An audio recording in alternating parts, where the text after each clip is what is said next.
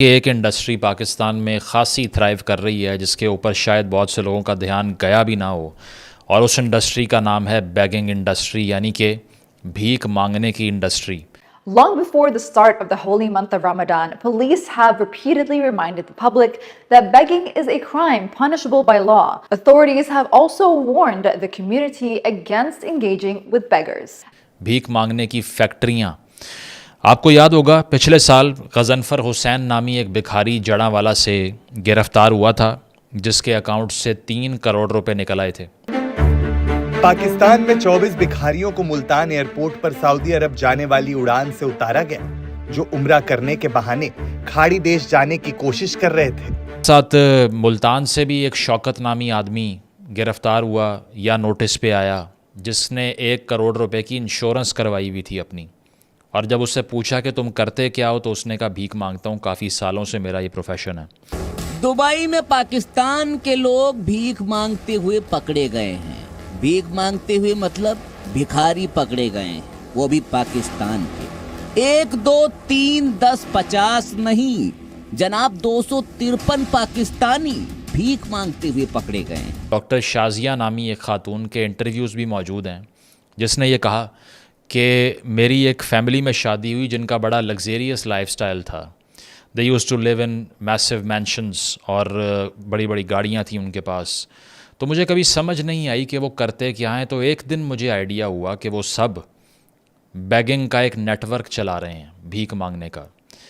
Media में रविवार को प्रकाशित खबरों में ये जानकारी दी गई। पंजाब सूबे के मुल्तान एयरपोर्ट पर गत कुछ दिनों में ये दूसरी घटना थी। एक अखबार के मुताबिक 2 दिन पहले भी FIA ने मुल्तान एयरपोर्ट पर सऊदी अरब जाने वाली उड़ान से 11 महिलाओं, 4 पुरुषों और 1 बच्चे सहित कुल 16 लोगों को उतारा था।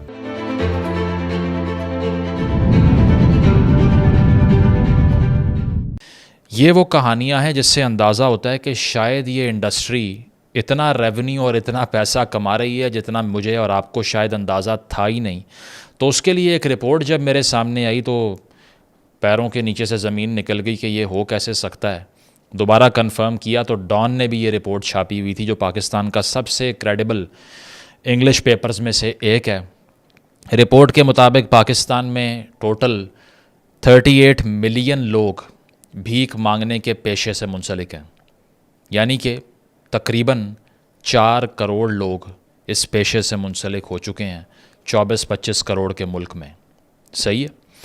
इसके साथ साथ आपने ख़ुद एक्सपीरियंस किया होगा, आप किसी भी पाकिस्तान के शहर में चले जाएं इस वक्त। बड़े शहरों की मैं अगर बात करूं तो इस्लामाबाद हो, इस्लामाबाद में थोड़ा कम है वैसे, लेकिन लाहौर हो, कराची हो, आपके लिए सड़क के किनारे गाड़ी रोक के कोई काम करना अजाब बन जाता है, क्योंकि चारों तरफ से गाड़ी की चारों विंडोज़ की तरफ से ना आपको लोग आकर नॉक करना शुरू कर देंगे, पैसे दे दो, ये दे दो, वो दे दो। सिग्नल पे रुकोगे अजाब बन जाएगी ज़िंदगी।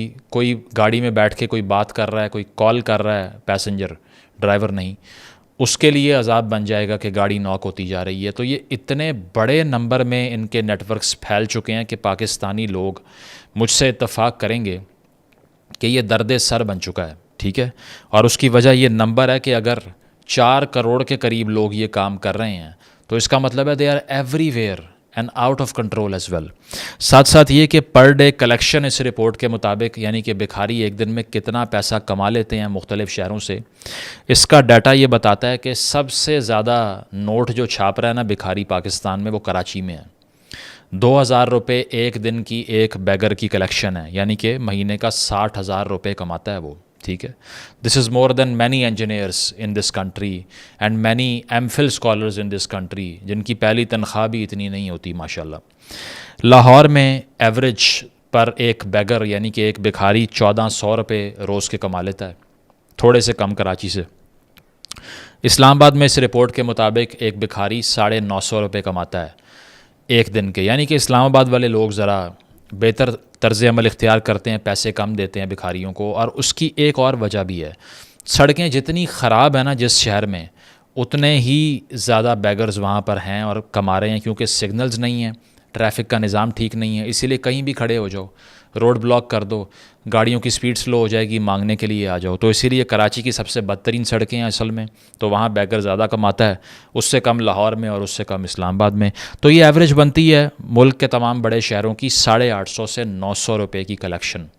एक भिखारी ऑन एवरेज पाकिस्तान में बड़े शहरों में अगर वो अपना धंधा चला रहा है तो वो 900 रुपये के करीब एक दिन के कमा लेता है। अब इस लिहाज से 38 मिलियन से इस रिपोर्ट ने जब रेवेन्यू निकालने की कोशिश की तो आपको यकीन नहीं आएगा कि रोज़ाना की बुनियाद पे एवरी सिंगल डे एक भिखारी जो बाहर निकलता है फील्ड में, अगर उन तमाम की कलेक्शंस को मिला लिया जाए तो 32 अरब रुपए भिखारी पाकिस्तान में रोज़ कमा रहे हैं।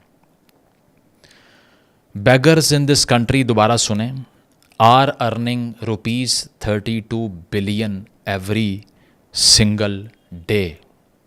ठीक है, एनुअली ये बनता है 117 ट्रिलियन रुपीस, 117 खरब रुपए की इंडस्ट्री है। यानी कि ये अगर डॉलर टर्म्स में मैं आपको बताऊं, अगर आप इंटरनेशनली इस वीडियो को देख रहे हैं बाहर बैठ के पाकिस्तान से, so the begging industry in Pakistan is $42 billion per year according to the report published by Dawn News, Economic Times and many other international papers as well. Links दे दूंगा डिस्क्रिप्शन में। पाकिस्तान की आईटी इंडस्ट्री, जिसको गोल्ड माइन कहा जाता है, जो काफ़ी पैसा लेकर आई है मुल्क में, वो भी एक साल में $3 बिलियन कमाती है, $3 बिलियन। बैगिंग इंडस्ट्री कितना कमा रही है? $42 billion. This is almost 14 times more than IT industry is making per year. So what should I say? मैं क्या बताऊँ आप लोगों को कि बच्चों को भिखारी बनाएं सॉफ्टवेयर इंजीनियर की बजाय।